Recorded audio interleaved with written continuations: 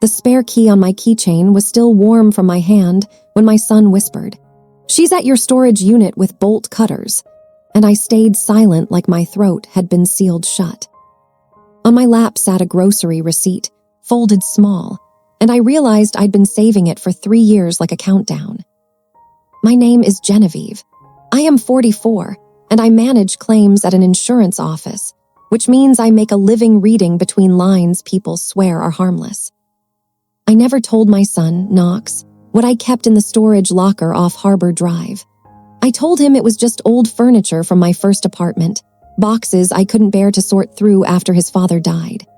That part was true, in the way a half-truth feels clean until you touch it. But the real reason I locked that unit down was a promise. 2 months before my husband passed, when the hospital room smelled like antiseptic and overbrewed coffee, he held my wrist with what little strength he had left and said, "If anyone ever tries to turn Knox into an ATM, you don't fight loud. You fight smart." I nodded because nodding was easier than sobbing. Then he made me swear, not on God, not on love, on evidence. So I built a file, quietly, patiently, like you build a case when you already know someone will lie. When Knox married Hadley, I watched her smile the way a person smiles at a locked door they're sure they'll eventually open. She never asked for the key directly, not at first. She was too polished for that. She was the kind of woman who could say, "I just want to understand our future," and make it sound like she was talking about love, not numbers. The first time I met her, she brought artisan cookies and a bottle of wine that probably cost more than my weekly gas. She complimented my kitchen, my cabinets, my neighborhood, my quiet little street. Then, as if it was a joke, she said, "Homes around here are what now? 7 figures." I laughed politely. My stomach didn't. Knox didn't notice. He was glowing. He was finally happy again after years of carrying grief like a backpack he forgot he was wearing. Hadley noticed everything, especially what could be turned into leverage. Over the next year, she learned my routines. She learned which neighbors waved, which ones watched. She learned that my spare key lived on a ring with a tiny brass tag from a hardware store. She learned that I always kept my phone face down when I was stressed. And she learned that I had a storage unit I never talked about. She brought it up casually once, stirring her coffee like the spoon was a microphone. "Knox mentioned your storage locker," she said. "That's so responsible. You must have so much valuable stuff saved." I didn't correct her. I just smiled and said, "It's mostly memories." Her eyes flicked up quick. Memories can be valuable. That night, after they left, I sat at my kitchen table and wrote one line in my notebook. She heard the word locker, and her pupils changed. I wish I could say I hated her from the start, but that would be too simple. Hate is loud. What I felt was colder, a slow, careful alarm. Hadley never screamed. She didn't need to. She used softer weapons. She'd tell Knox, "Your mom is amazing, but she's so private. Doesn't it ever make you feel like she doesn't trust you?" Then she'd kiss his cheek like she'd just given him a compliment.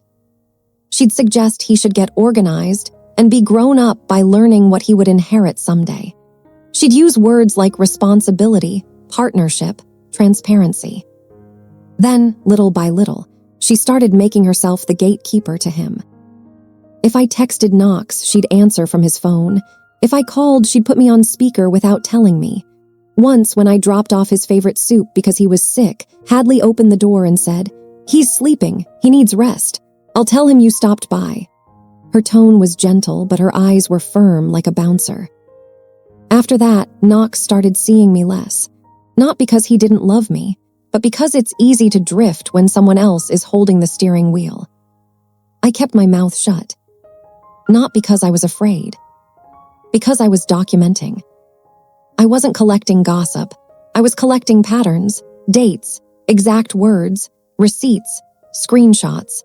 The tiny moves people make when they think no one is paying attention. The storage unit wasn't filled with money. It was filled with truth.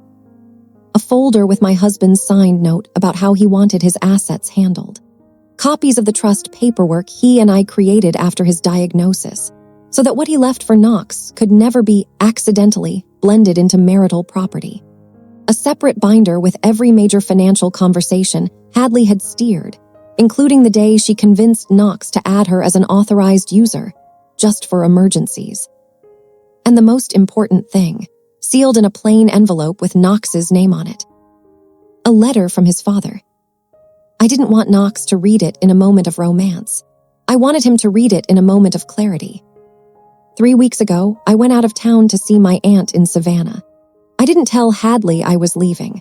I told Knox because he's my son and I still believed he deserved honesty from at least one person. When I got back, a neighbor mentioned Hadley's car had been in my driveway one afternoon. She just stopped by, my neighbor said. Looked like she was waiting for someone. My hands went cold on my grocery bags. I smiled like it was nothing. I went inside. I opened my phone. I checked the camera app I never told anyone was installed behind my porch plant. Hadley had stood on my steps for 8 minutes. She tried the door handle twice. Then she crouched by the welcome mat, lifted it, and searched underneath like she expected a key to be there. She left with her smile still on. That was when I realized she was done being patient. Which brings me to the call. I was in a quiet hotel room, a cheap one, the kind with scratchy blankets and a buzzing air conditioner, when Knox's name lit up my screen. His voice sounded like he'd swallowed a mouthful of gravel. "Mom, please don't freak out." I sat up straight. My heart didn't race, it sank. That was worse. "Tell me."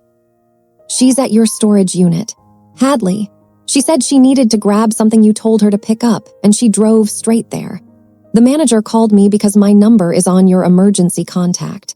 Mom, she has bolt cutters." For a second, I couldn't breathe, but I kept my voice steady because panic gives people power. "Is she inside?"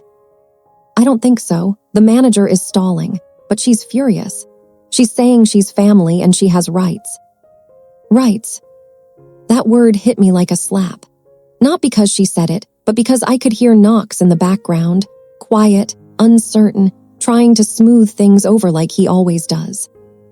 I closed my eyes and pictured my storage unit door. The keypad, the metal latch, the lock I'd replaced twice. The cameras pointed right at it. 3 years.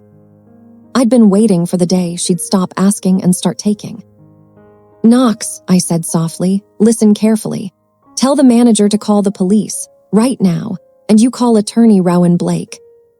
There was a pause. "Why, Mom, what is going on?" I swallowed the ache in my throat. "Because your wife is about to break into my property, and because tonight you finally get the truth." In the background, Hadley's voice snapped, sharp and controlled. "Is that your mother? Put her on speaker. If she's hiding paperwork that affects my husband, I have a right to see it." I didn't raise my voice. I didn't argue with her through Knox. I didn't give her the satisfaction of emotion. I simply said, "Do not let her into that unit. I'm coming." He exhaled a shaky breath. "Mom, what's in there?" "Everything you need to stop being blind," I thought. I ended the call and stared at my suitcase on the floor. My hands were steady, but my chest hurt. The way it hurts when you realize the worst part of betrayal is that it uses love as a disguise. I opened my laptop, not to beg, not to plead, not to search flights like a frantic person. I opened a folder labeled Prepared. Inside were 3 things. A drafted email to the storage facility confirming that Hadley had no authorization, ready to send with one click. A time-stamped clip from my porch camera showing her searching for a hidden key. And a signed letter from attorney Rowan Blake, already dated, already formatted, prepared to request an emergency protective order if she tried to claim I was mentally unwell and needed my assets managed. Because here was my first twist, the one Knox didn't know yet. 2 months ago, Hadley had called Adult Protective Services on me. Not because she cared. Because she wanted a paper trail that suggested I couldn't be trusted with my own decisions. The caseworker had visited, asked gentle questions, looked around my clean home and left with a polite smile. The report was closed. No findings. Hadley never mentioned it. She didn't have to. She was planting seeds. I'd watered them with evidence. Quick real-life pause, because this part is where my hands were shaking even though my voice stayed calm. Hit like, subscribe, and tell me your city, state, or country. All right, now let me take you back. The first year of Knox and Hadley's marriage, I kept telling myself I was being dramatic. I told myself grief had made me suspicious. I told myself I was projecting my fears onto a woman who simply had a strong personality. Then I noticed the money. Knox stopped talking about his savings goals. He started picking up extra shifts. When I asked why, he'd shrug and say, "Just trying to get ahead." Hadley would sit beside him with a new handbag and say, "We're investing in our lifestyle." It always sounded like a joke, but it always cost him something. The second twist came in the form of a helpful suggestion. Hadley convinced Knox to move his important mail to a shared email inbox. "So nothing gets missed," she said, kissing his cheek. "Couples do that." A week later, Knox mentioned he never saw my birthday card, even though I'd mailed it with a gift card inside. I didn't accuse her. I just nodded and said, maybe it got lost. That night, I logged into the shared family email Knox had given me months earlier for emergency purposes. I searched. I found an automated notification from the post office about informed delivery. My card had arrived. It had been scanned. It had been delivered. I took a screenshot. I saved it and prepared. Then the third twist, the one that made my stomach flip. Hadley didn't find the storage unit on her own. She found it because Knox accidentally handed it to her. A month ago, he asked me for my emergency information, just in case. He said it was for a new policy at his work, something about contacts and contingencies. I sent him what he asked for, trusting my son the way mothers do even when they know better. He had forwarded it to Hadley. And now she was standing at my storage door with bolt cutters, believing she could cut through metal the way she'd been cutting through my son's boundaries. I booked the next flight home and didn't tell anyone. Not Knox, not Hadley. I wanted Hadley confident, overconfident. Because the quietest revenge is letting someone act exactly how they truly are, while the camera is rolling. By the time my taxi pulled into the airport, my phone buzzed again. One message from Knox. "Mom, she's saying she'll tell everyone you're hiding money and that you're trying to ruin our marriage." I stared at the message until the words blurred. Then I typed back only one sentence. "Let her talk. Keep her outside the unit." I put my phone in my pocket and walked toward my gate, my heart heavy, my face calm, and my plan clicking into place like a lock. Because the truth in that storage unit was not just paperwork. It was the moment my son would finally see who he married. And the moment Hadley would realize she'd been performing for the wrong audience. The airport smelled like fryer grease and floor cleaner, and I walked through it like I was already late to something I had promised my dead husband I would not miss. I kept my face calm at the check-in kiosk, because that is what people like Hadley count on. They count on you making a scene. They count on you looking unstable. They count on you reacting so they can call it proof. At the gate, I opened my phone and saw 3 new texts from Knox. "She's still there. She told the manager you gave her the code." "Mom, she just called me a coward in front of everyone." I didn't answer right away. I looked at the time. I looked at the boarding group on my pass. Then I opened my notes app and typed one more line into the case file. "She is comfortable, humiliating him in public now." That was the shift, the moment she stopped pretending. I called the storage facility. A tired male voice answered, polite but strained. "Harbor Drive Storage." "This is Genevieve," I said. "Unit 214. I believe there is a woman there claiming she has my permission." He exhaled like he'd been holding air for too long. "Thank God. Yes, ma'am, she is here. She is very upset. She has bolt cutters in her trunk. She keeps saying she is family." "Is she inside the unit?" "No, we did not open it. I told her I need verbal confirmation from you and to see your identification in person." "Good," I said. "Do not open it for her. Do not let her into the hallway. If she forces the door, call the police immediately. I am also calling them." I already did, he admitted. They said they are on the way. She is yelling. Customers are starring. Keep your tone calm, I told him. Keep repeating one sentence. She is not authorized. You are protecting a customer's property. There was a pause. She keeps saying you are hiding money from your son. She is saying you are not right in the head. Of course she was. Thank you for calling Knox, I said. You did the right thing. Stay where you are. Help is coming. I ended the call and dialed attorney Rowan Blake. She answered on the third ring, voice clear, no softness, like she had already read the outcome in advance. Genevieve. She went for it, I said. She is at my unit with bolt cutters. Rowan did not gasp. She didn't ask why. She didn't waste time on emotion. That was why I trusted her. Good, she said. Stay calm and do not contact her directly, our police en route. Yes, I am flying back now. Text me the manager's name and number. I will send an authorization letter to the facility and a formal trespass notice for her. Also, Genevieve, do not meet her alone. If she tries to claim you struck her, you will be defending yourself for months. My stomach tightened. She would do that. Rowan's voice stayed steady. People do what they need to do when they are losing. Keep your hands visible at all times. Record everything. I will, I said. Then I called Knox. He answered immediately.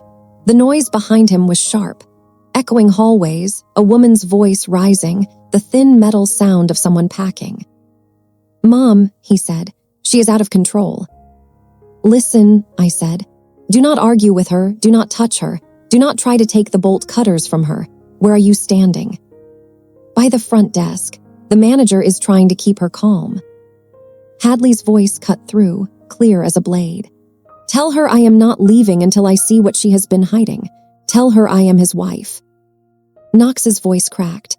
Mom, what is even in there? I swallowed because this was the part that still hurt. Not Hadley. Him. The fact that my son sounded like a boy again, lost and embarrassed, trying to make peace with a person who never wanted peace.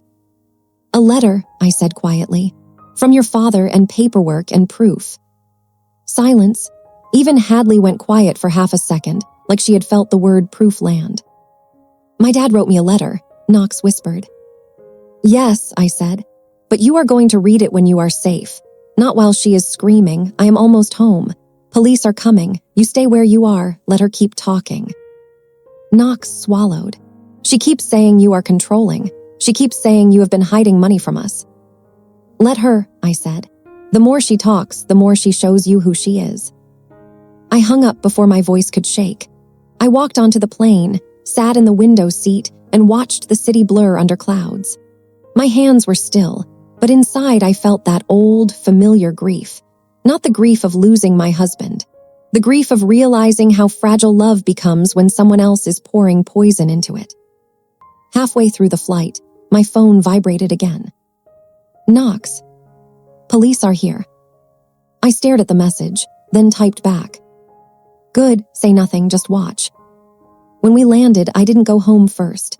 I didn't change. I didn't brush my hair. I called a rideshare straight to Harbor Drive storage. The driver talked about sports. I nodded at the right moments. My mind replayed one memory over and over. My husband's hand on my wrist, his voice. Do not fight loud, fight smart. The car turned into the lot, and I saw red and blue lights reflecting on the office windows. For a moment, my chest loosened, not because I felt safe, but because I knew the stage was set. I paid the driver, stepped out, and walked toward the entrance.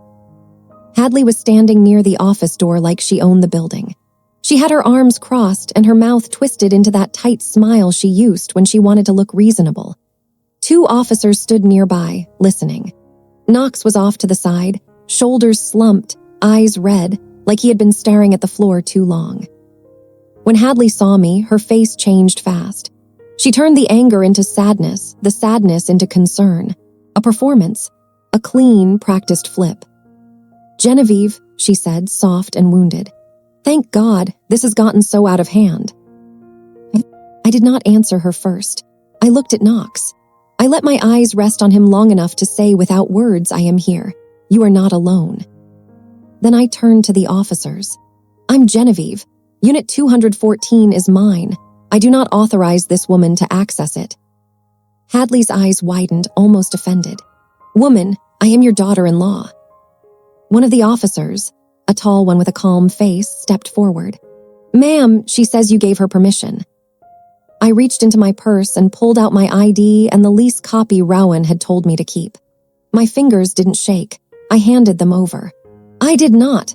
She attempted to force entry. Hadley let out a small laugh, like she couldn't believe the stupidity of the situation. This is ridiculous. I asked to see what affects my husband's future. She is hiding assets. She's been secretive for years. I held my posture. I held my voice. The unit contains personal property and legal documents. None of them authorize her access. Hadley's face hardened for a second, then softened again. Officer, she's not well. I hate to say that. I really do.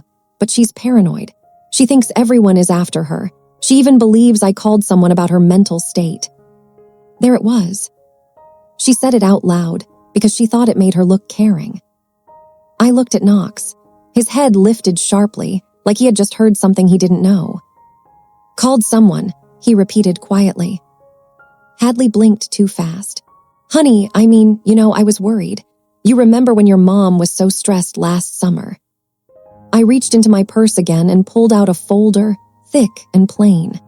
I handed it to the officer, not to Hadley, because Hadley did not get to touch evidence. This is the closed report from Adult Protective Services, I said. It was a false report. No findings. It was made 2 months ago from a phone registered to Hadley's name. Hadley's mouth opened, then closed. Knox stared at her like he had never seen her before. You called APS on my mom.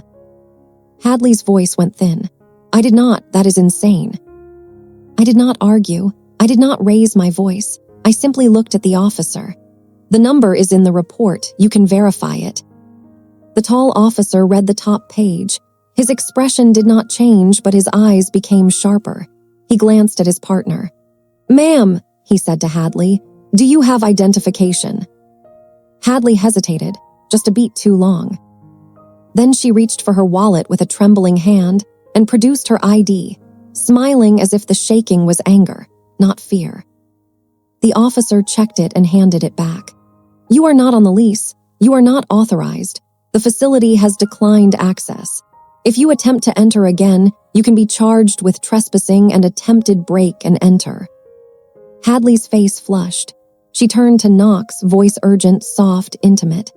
Are you going to let her do this? She is cutting me out. She is cutting us out. Knox didn't answer right away. His eyes flicked to me, then back to her. Then he said, You brought bolt cutters. You didn't even ask me to come with you. Hadley's lips parted. Because you would have told her and she would have hidden everything. Knox, I was trying to protect our future. Our future, he repeated, and I heard something in his voice shift. A new edge, not anger yet, disgust. Hadley turned back to the officers and tried again, changing the story mid-sentence. I have belongings in that unit. Her husband, my father-in-law, left family items. I have a right to retrieve them. I didn't correct her. I let her keep building lies. Lies stack. They always do. The officer looked at me. Do you want to file a formal trespass notice? Yes, I said immediately. Hadley's head snapped toward me. You cannot be serious. I am, I said. The officers stepped aside and took my statement. Hadley paced, breathing hard, and Knox stood still, like he was afraid any movement would pull him back into her gravity. When the officers finished, the tall one handed me a document to sign. I signed it. Then he stepped toward Hadley and spoke in a calm, final tone. Ma'am, you are trespassed from this property. If you return, you will be arrested. Hadley's eyes flicked around the lot, searching for an angle. Then she did something that made my skin go cold. She smiled. Not the polite smile, not the fake sweet smile. A hard smile, like she had found a new weapon. You are making a mistake, she said to Knox, voice low. Your mother is manipulating you. Knox swallowed. You called APS on her. Hadley stepped closer, carefully, like she was approaching a frightened animal. I was scared. She is unstable. She keeps secrets. She keeps you in the dark." Knox's hands curled into fists, then relaxed, because he was trying so hard not to explode. I stepped forward, not between them but beside my son. My presence was quiet. That was the point. "Knox," I said softly, "do you want to see what is inside?" Hadley's head whipped toward me. "Yes, we all do." I looked at her without emotion. "No, he does." Hadley's face tightened. "We are married." I didn't argue. I didn't debate. I just turned to the officer. "I would like to access my unit with my son present. I do not authorize her." The officer nodded. "If you want, we can remain on site." "Yes," I said. Hadley took one step forward. "Knox, tell her to stop. Tell her I am coming with you." Knox looked at her. His eyes were wet, but his voice was steady. "No." Hadley blinked. "What?" "No," he said again, louder this time. "You tried to break in. You lied. You called APS on my mother. You don't get to walk in like you earned something." Hadley's face cracked for half a second. Anger flashed through, raw and ugly. Then she covered it with sadness again, but it didn't fit anymore. "Fine," she whispered. "Go, let her poison you." She turned and walked toward the parking lot, hips stiff, head high, as if leaving was her choice. And that was when the smallest detail exposed the truth. She didn't go to Knox's car. She went to mine. She marched right up to the driver's side and tried the handle, once, twice, like she expected it to open, like she had done it before. I didn't speak, I didn't move, I just watched. Knox saw it too. He inhaled sharply, staring at her hand on my car door like it was something poisonous. Hadley froze, then slowly pulled her hand away, forcing a laugh. "Oh my God, I thought it was Knox's, I'm stressed." Knox's voice was quiet, broken, but clear. "How many times have you tried my mom's locks when she wasn't home?" Hadley's smile vanished. For the first time, she said nothing. She spun around and walked fast to her own car, climbed in, and slammed the door so hard the sound echoed across the lot. Knox didn't chase her. He didn't call her name. He just stood there, breathing like he was trying to keep his heart from falling out of his chest. I placed my hand lightly on his arm. "Come with me," I said. He nodded once. Inside the facility, the manager, a thin man with kind eyes and a name tag that read August, looked relieved to see me. "Thank you," he said. "I did not want trouble." "You did well," I told him. "You protected my property."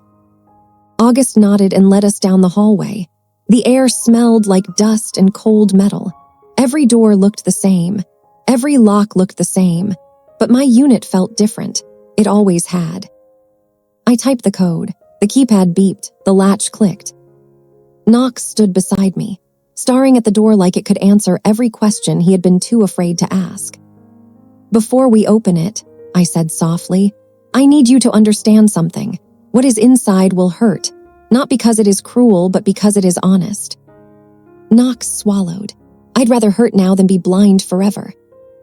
I nodded, and for a second I saw him as a child again, brave in the way kids are brave when they trust someone to catch them. I pulled the door up. Inside, the unit was neat. Shelves, binders, a sealed plastic container, a small cardboard box with Knox's name written on it in my husband's handwriting. Knox stepped forward like he was walking into a memory. He reached for the box. Then his phone buzzed in his pocket. He pulled it out, glanced at the screen, and his face went white. "It's Hadley," he whispered. "She just texted me. She says if I open that box, she will tell everyone you stole from my father before he died." I didn't flinch. I didn't even look surprised. Because my husband had predicted that exact lie, word for word, and he had left proof waiting in the very first folder Knox was about to touch. Knox stared at the text like it was a live wire. His thumb hovered over the screen, then lowered as if he was afraid even touching the glass would make the lie real. I didn't snatch the phone. I didn't demand to see it. I just watched my son's face because I'd learned something over the past 3 years. The truth doesn't arrive as a thunderclap. It arrives as a quiet shift in someone's eyes. He swallowed hard, She said you stole from Dad, he murmured, voice thin with shock, before he died. My chest tightened, but I kept my shoulders relaxed. This was exactly what Hadley wanted. A reaction, something she could call unstable, something she could film, screenshot, twist. I nodded once, slow. Okay. Knox blinked at me. Okay. Yes, I said softly, because the first folder in that cabinet is labeled for this moment. He looked past me, into the unit again, like the shelves had rearranged themselves into a map. The hallway was quiet, but not empty. At the far end, the tall officer stood with his partner, both of them pretending they were just waiting, but I could feel their attention like a spotlight. August, the manager, hovered near the door with his hands clasped, relieved and nervous all at once. Rowan had warned me not to be alone, and I was. Knox stepped closer to the filing cabinet, fingers trembling as he pulled open the top drawer. Inside were neatly stacked folders, each tabbed and dated. I saw his eyes land on the first one. Hadley's first lie. His breath caught. Mom, you named them. I named patterns, I corrected, not feelings. He slid the folder out like it might be contaminated and opened it right there, standing in the storage unit doorway. The first page was my husband's handwriting. Familiar, strong. The same block letters he used to label leftovers and toolboxes and birthday cards. The sight of it hit Knox so hard his shoulders jerked. Knox's lips parted. He tried to speak, but no sound came out. I didn't fill the silence. I let him have it.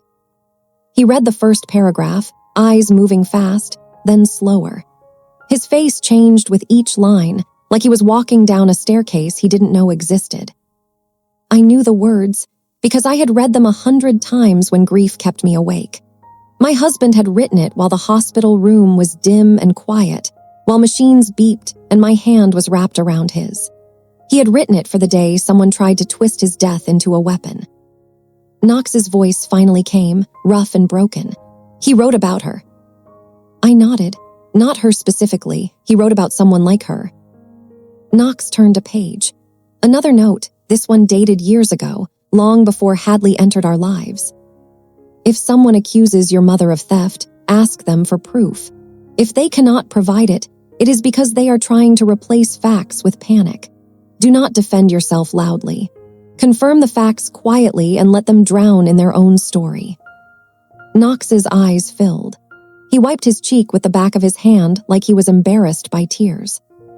Then he reached further into the folder and pulled out a sealed envelope. His name was written across the front. Knox stared at it for a long moment, chest rising and falling too fast. I leaned in, voice low. You don't have to open it right now. He shook his head. I do. His fingers slid under the flap. The paper inside was thicker, folded carefully. He unfolded it, and for a second he just held it, like he was afraid if he looked down, he'd lose whatever was left of the life he thought he had. Then he read. His eyes moved. His throat worked. His face crumpled in a way that made my stomach flip, because no mother wants to watch her child break, even when the break is the first step toward healing. Knox whispered the first line out loud, like he needed the air to carry it. If you are reading this, it means your mother kept her promise. He made a sound that wasn't quite a sob, wasn't quite a laugh. He read more, silently now. Tears dropped onto the paper, leaving small dark circles that spread like ink. I looked away for a second and stared at the metal shelf, forcing myself to breathe. My husband's words weren't for me. They were for our son. I had no right to steal that moment by making it about my grief. Knox turned another page. I felt the air in the unit shift. The hallway behind us felt farther away, like the world had narrowed to this doorway and the sound of my son's breathing. When he reached the final paragraph, he covered his mouth with his hand, shoulders shaking. I stayed still. I stayed quiet. My job had taught me that the most respectful thing you can do for someone who is processing shock is not to rush them back into control. Finally, Knox lowered the letter and looked at me. His eyes were red, but there was something new in them. Not confusion, not embarrassment. Clarity. She knew, he whispered. I nodded. Your father knew too. He just didn't live long enough to see it happen. Knox looked back at the folder, flipping through the rest of it. There were printed copies of account statements he recognized, showing the day Hadley was added as an authorized user. There were screenshots of messages Hadley had sent to a friend, the kind of messages you only write when you believe your audience is safe. He stopped on one screenshot and read it twice. Then he said, voice hollow, "She called you a paranoid old woman." I didn't correct his words. I didn't soften the truth. Yes. He stared at the evidence, blinking like his body was trying to reset. She did all of this behind my back. Yes, I said again. Knox swallowed, and I defended her. The shame in his voice hurt more than any accusation Hadley could throw. I stepped closer, not touching him, just near enough that he could feel I was there. You defended the version of her you loved, I said, not the version she kept hidden. He nodded once, eyes locked on the paper like it might change. His phone buzzed again. He didn't pick it up this time. He just looked at the screen, and I watched something in him harden. He opened the message, read it, and let out a breath that shook. She's saying she'll post it, he said. She'll post that you stole from Dad. She says she'll ruin you. I tilted my head slightly. Show me. Knox handed me the phone with a careful, almost respectful slowness, like he was handing me something sharp. The text read, "If you open that box, I will tell everyone your mother drained your father's accounts before he died. I will make sure your friends, your job, everyone knows." I didn't flinch. I didn't even frown. I turned and held the phone out to the tall officer. "Sir," I said evenly, "she has been trespassed. She attempted to break into my unit. Now she is threatening defamation to coerce access to property." The officer read it. His eyes narrowed. He handed the phone back to Knox. "Do you want to press charges for attempted break and enter?" he asked me. I looked at Knox, because this was his life too, and I refused to make decisions over him the way Hadley had tried to. Knox's jaw clenched. He stared at the message again. Then he looked at me, and his voice came out steady, like a man finally standing inside his own spine. "Yes," he said, "and I want a restraining order." Hadley's name wasn't spoken, but it filled the space anyway. The officer nodded once, decisive. "All right, I need her current location." Knox's eyes flicked toward the parking lot, the direction she'd driven. "I can see her location," he said quietly. "She shared it with me. She insisted we always keep it on for safety." The bitter irony made my chest ache, but I didn't smile. I just watched him tap the screen and show the officer. The officer took a photo of it, then stepped aside to make a call. Knox stood there in the doorway, holding his father's letter with both hands like it was the only solid thing in the world. I leaned closer, voice low. "Do you want to keep reading in here?" Knox shook his head. "I want to open the box." I nodded and stepped back so he could enter fully. Knox walked into the unit, moving carefully between the shelves, and lifted the cardboard box with his name on it. It wasn't heavy, but it carried weight anyway. He set it on a folding table I'd kept in the corner for sorting documents, then opened it.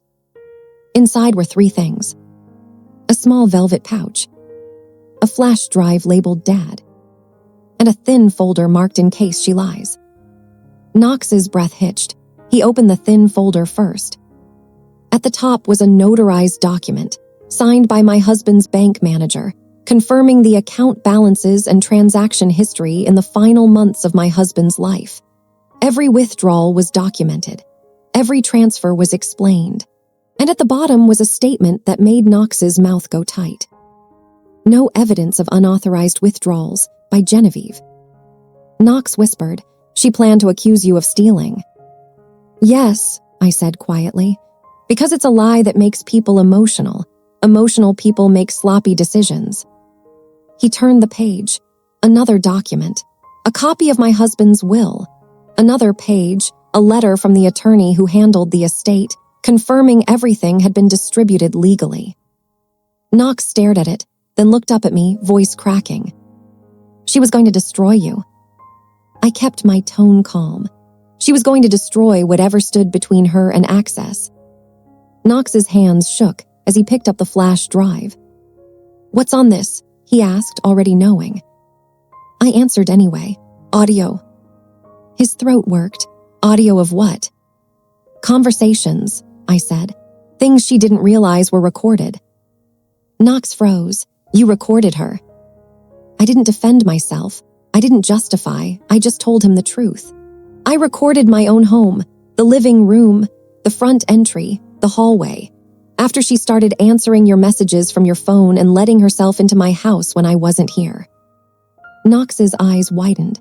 "She let herself into your house?" I nodded. The day she tried my car door in the lot just now, that wasn't new behavior. It was a mistake. She forgot where she was. Knox lowered his head, the shame and fury mixing in his face. "How did she get in?" I reached into the velvet pouch and poured the contents into my palm. "A key." "Not to the storage unit." "To my house." Knox stared at it like it was a dead insect. "That's your house key." "Yes," I said. His voice came out thin. "Why is it in here?" "Because 6 months ago," I said carefully, "I found it missing from my keyring after she hugged me goodbye one Sunday." Knox's face drained. "She stole it." "I made a copy," I said softly, "and I put the original here, because if she ever tried to claim I gave it to her, I wanted the truth locked away." Knox pressed his fingers to his forehead, breathing hard. "I feel sick." I didn't say I told you so. I didn't say I knew it. I just stood beside him. Outside the unit, the officer returned, face set. "We located her," he said. "She's in the parking lot of a cafe nearby. We're going to speak with her. If she returns or escalates, we will take action." Knox's hands clenched. "She's waiting." "Yes," the officer said. "Likely hoping you will chase her." Knox's eyes flicked up at me. "That's what she does. She storms off and I follow and I apologize." I watched my son fight with his own habits, the ones love teaches you, the ones manipulation uses against you. Then he inhaled slowly and said, "I'm not doing it."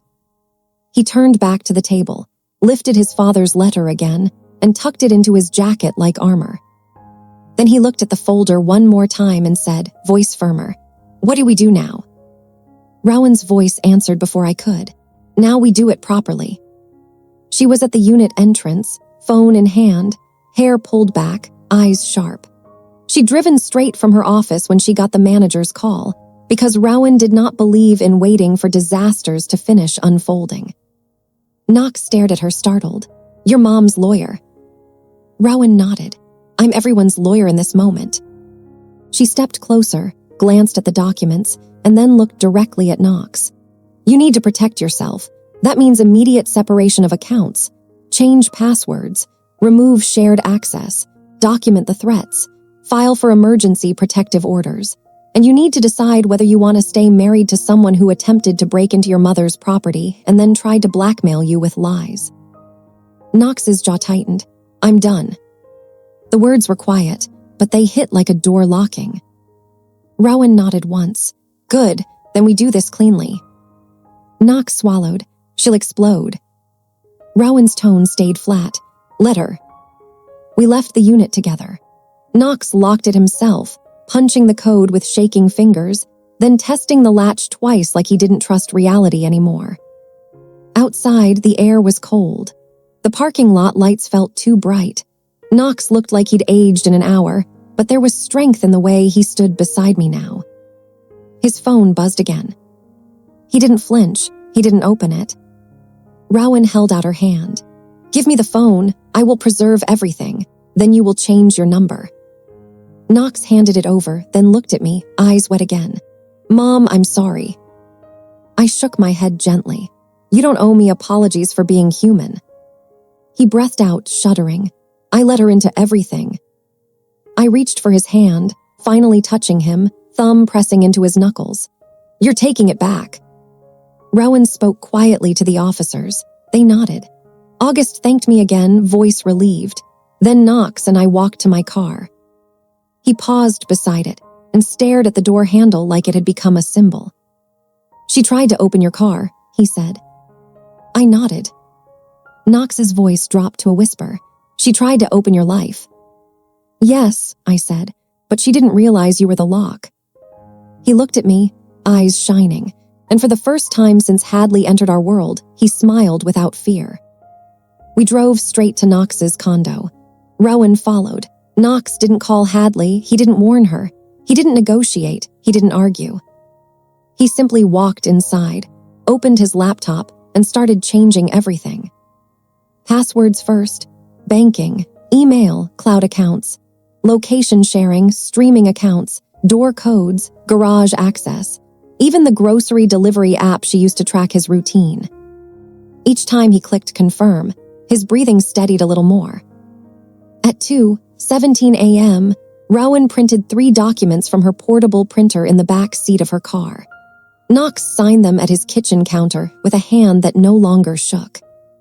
Temporary separation agreement, notice of counsel, and a demand letter ordering Hadley to cease contact and return any property belonging to Knox or me, including keys, documents, or copies. Knox set the pen down and stared at the paper. Then he said, voice low and broken in the best way, I can't believe I almost let her turn Dad into a story she could use. Rowan's eyes softened for half a second. She tried, but your father left you something stronger than money. He left you clarity.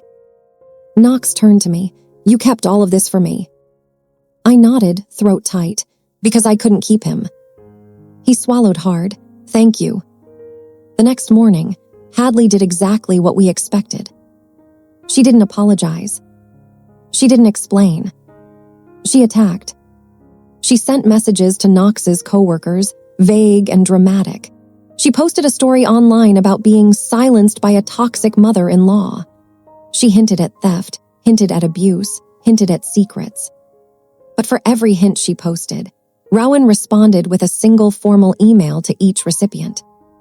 Attached is the notarized estate documentation. Attached is the police incident report.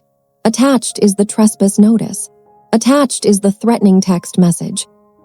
No opinions, no insults, just proof. By afternoon, Hadley deleted everything. By evening, she tried to call Knox 43 times. He didn't answer once. 2 weeks later, she showed up at my house anyway, pounding on the door like she owned it. The porch camera caught her clearly. The police escorted her away. The restraining order followed. The divorce didn't take long after that, because threats don't look romantic on paper. 3 months later, Knox and I returned to the storage unit, not because we needed protection anymore, but because Knox asked to bring one thing home. His father's velvet pouch. He held it in his palm and looked at me. I want to keep this, he said. Not the key, the reminder. Of what? I asked, voice soft. He looked toward the ceiling for a second, blinking back tears, then met my eyes. That love doesn't demand access. We drove back to my house, and for the first time in years, Knox sat at my kitchen table without his shoulders tensed, without his eyes flicking to his phone every minute, without someone else's voice living inside his decisions. He set his father's letter on the table, looked at the chair across from him like he could see a man sitting there, and whispered, I get it now. Then he reached into his pocket and pulled out his phone, opened his contacts, and deleted one name. Not dramatically, not with speeches, just one tap. And when it disappeared from the screen, Knox exhaled like he had finally stepped out of a room he'd been trapped in. I watched my son reclaim himself in silence, and I realized the storage unit had never been the secret at all. The secret was that Hadley thought she was marrying money, when she was really marrying a boy raised by 2 parents who left her nothing to steal, except the moment she'd finally lose him.